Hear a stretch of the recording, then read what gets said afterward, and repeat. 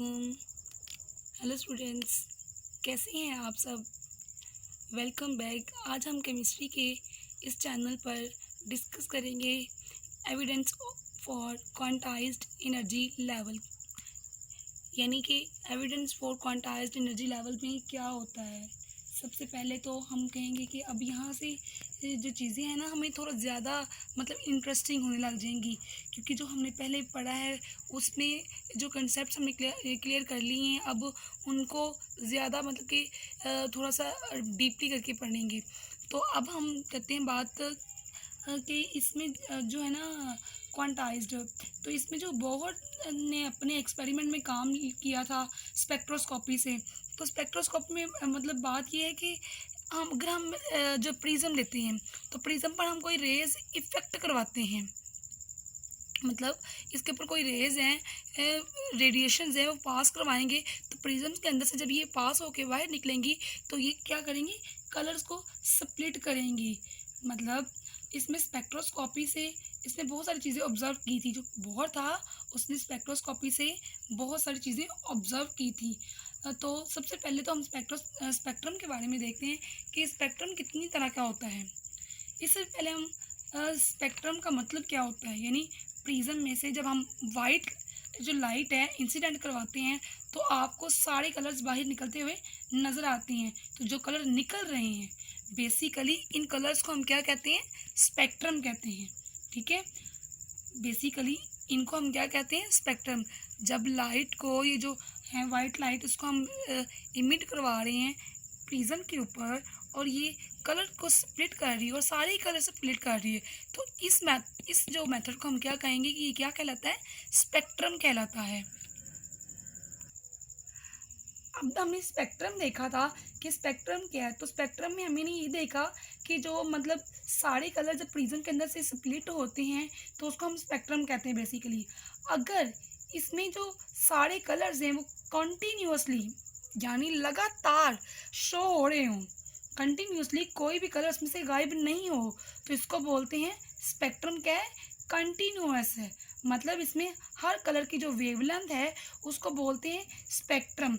ठीक है, जो हर कलर्स हमें सेपरेट सेपरेट वाले तौर पर नज़र आ रहा हो, तो उसको हम क्या कहते हैं, स्पेक्ट्रम।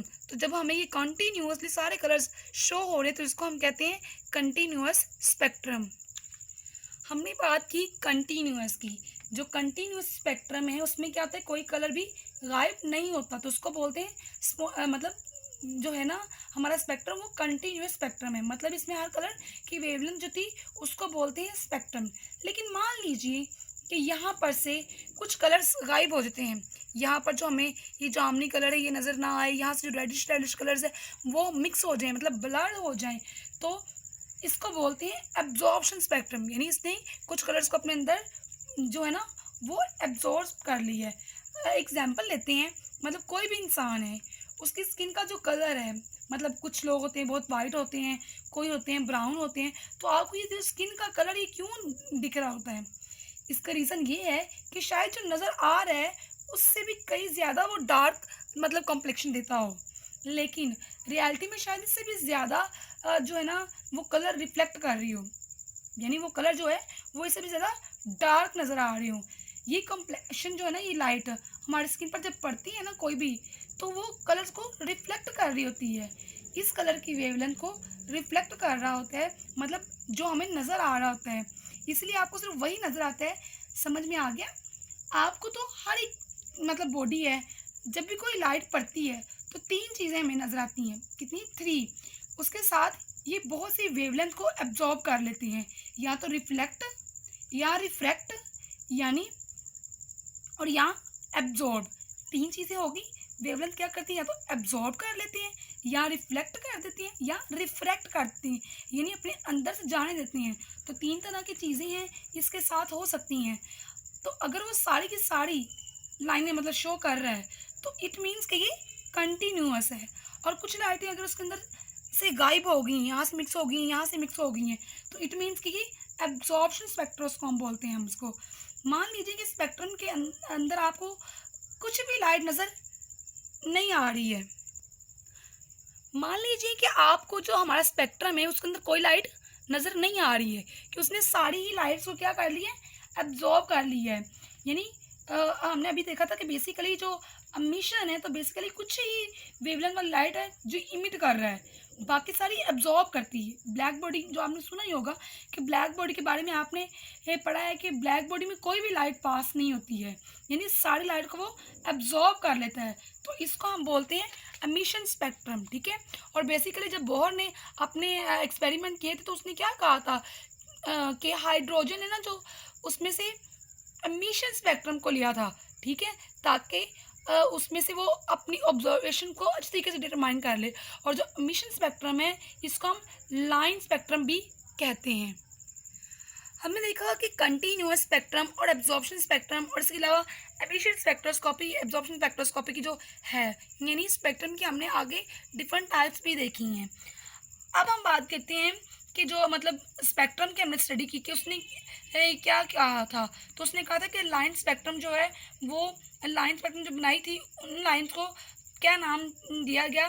देखिए पहले वाले अगर जो शेल्स हैं वो ऊपर नज़र आए, मतलब जो पहले वाले शेल्स जितने भी शेल्स हैं यानी ऑर्बिट में, उसमें से अगर सारी लाइंस हैं वो मतलब गुजर रही हैं तो उसको हम क्या कहते हैं, लेमन सीरीज़।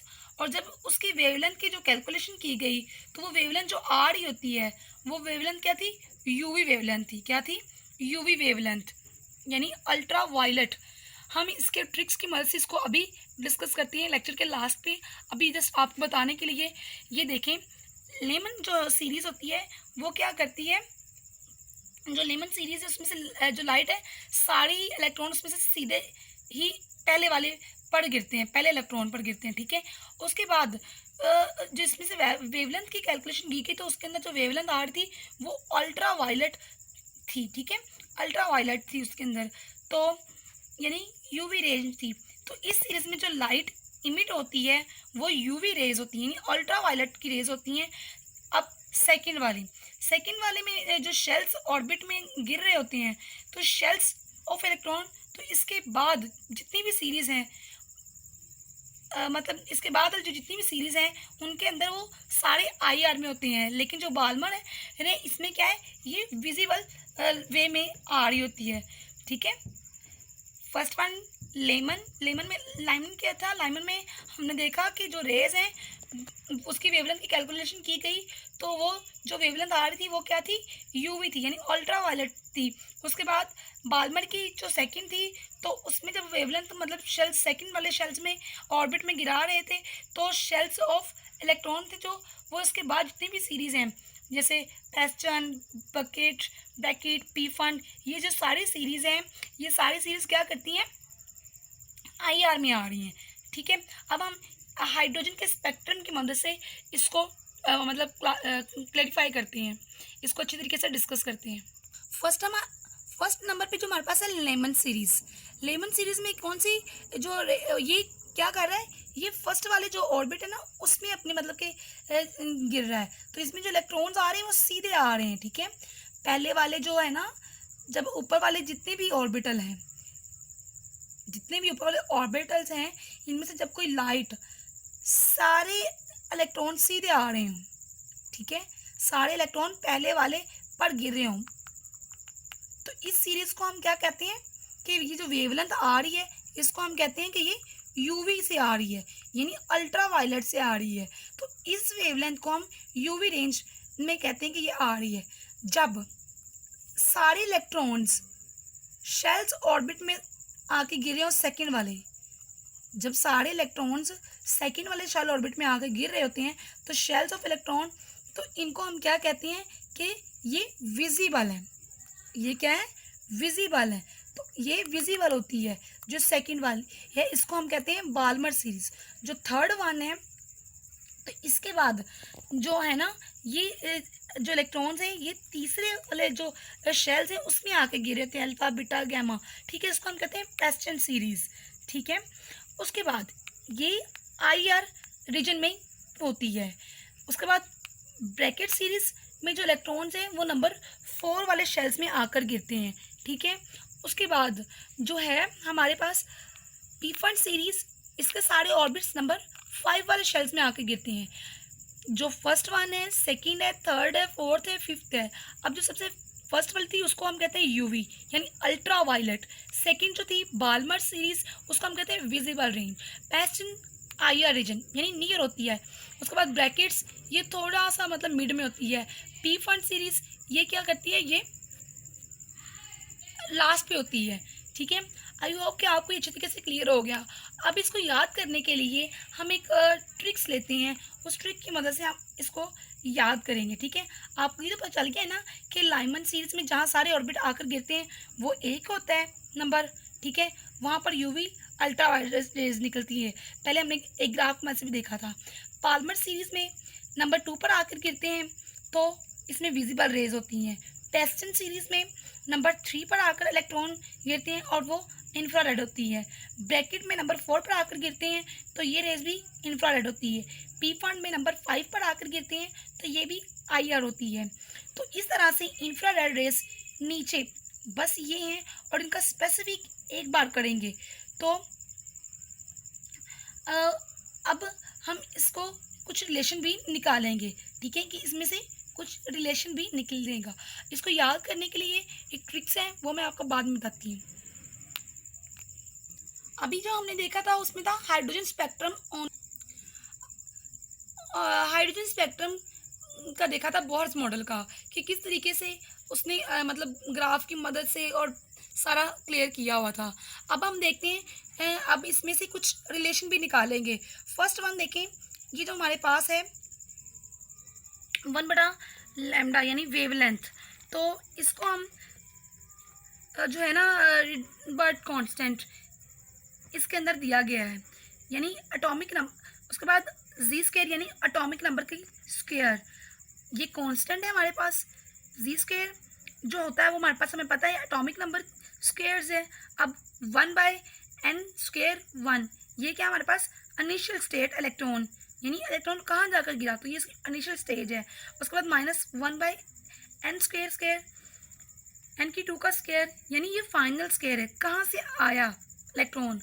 उसके बाद अगर हम इसकी कीमत को याद करना चाहें तो इसकी कीमत जो है RH यानी हाइड्रोजन की हम बात कर रहे हैं ना, तो जो इसकी कीमत है उसको याद करने के लिए हम कीमत वैसे ही याद कर सकते हैं हाइड्रोजन की 1.0967757 ठीक है, आपको समझ आ गया होगा। अब हम इसके ट्रिक की तरफ देखते हैं कि किस तरीके से इसको याद करना इजी है। एक ट्रिक की मदद से इसको याद करना बहुत इजी हो जाएगा। लाइमन है तो हम कहेंगे lazy boy pass board paper. Lazy boy ने भी पास कर लिया है बोर्ड के पेपर्स को। समझ आ गया आपको। Lemon, Balmer, Peston, bracket, P fund यानी lazy boy pass board paper. इसी तरीके से आप इसको भी याद कर सकते हैं। जब हम जस्ट कहेंगे यूवी, जस्ट हम क्या कहेंगे UV, it means first word है अल्ट्रा वायलेट विजिबल, उसके बाद सारे क्या हैं आईआर। ठीक है, यानी इंफ्रारेड। ये थी आज की हमारी जो evidence for quantized energy level के बारे में हमने देखा कि किस तरीके से एनर्जी जो है वो सर्कल करती है और पास होती है, और किस तरीके से जो इलेक्ट्रॉन्स है वो मूव करते हैं, किस तरीके से रेडिएशंस पास करवा के हम कलर्स को स्प्लिट करवाते हैं। उसके अलावा हमने देखा कंटिन्यूअस स्पेक्ट्रम क्या होता है, एड्जॉर्प्शन स्पेक्ट्रम क्या होता है, एमिशन स्पेक्ट्रम क्या होता है। इसके बारे में हमने बहुत अच्छी तरीके से ईजी वे में डिस्कस किया है। आई होप कि आपको ये सब बहुत इजीली समझ आ गया होगा। आपसे रिक्वेस्ट है कि आप इस वीडियो को ज़्यादा से ज़्यादा शेयर करें ताकि दूसरे भी इससे फ़ायदा उठाएं। हमारा मकसद है कि हम इल्म को ज़्यादा से ज़्यादा बढ़ाएं ताकि सीखने सिखाने का अमल रुके नहीं। जज़ाकल्लाह। अगर आपको कोई भी कन्फ्यूजन है, कुछ समझ नहीं आ रहा, तो प्लीज़ कमेंट बॉक्स में मस्ट बताया करें। अल्लाह हाफिज़। मिलते हैं एक नई वीडियो के साथ नेक्स्ट लेक्चर में।